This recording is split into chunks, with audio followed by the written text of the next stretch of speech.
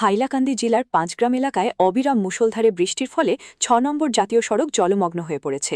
গত রাত থেকে শুরু হওয়া টানা বৃষ্টিতে সড়কের বিভিন্ন স্থানে কোমর সমান জল জমে যাওয়ায় যানবাহন চলাচল ব্যাহত হয়েছে এবং সাধারণ মানুষকে চরম দুর্ভোগের শিকার হতে হচ্ছে।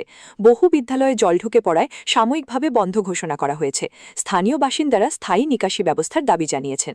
কালকে রাত্রে দেখেন যেমন বৃষ্টি আজকে সকাল পর্যন্ত দেখা গেছে ঘুম থেকে উঠিয়া যে এমনভাবে বৃষ্টি ক্ষতি করছে, যেমন রোডের মধ্যে আটন নিচে জল আছে, ন্যাশনাল হাইওয়ে আটন নিচে জল আছে, আর বাড়ি ঘরে গাঁওগুলিতে আটোর উপরে আই গেছে।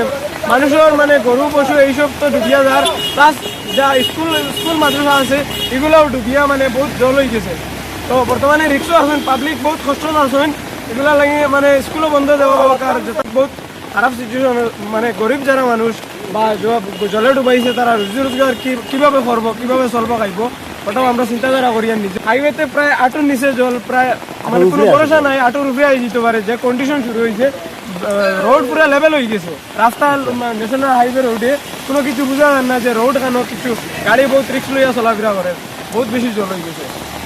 স্কুলও ডুবাইছে, দোকান টাকানও ডুবাইছে।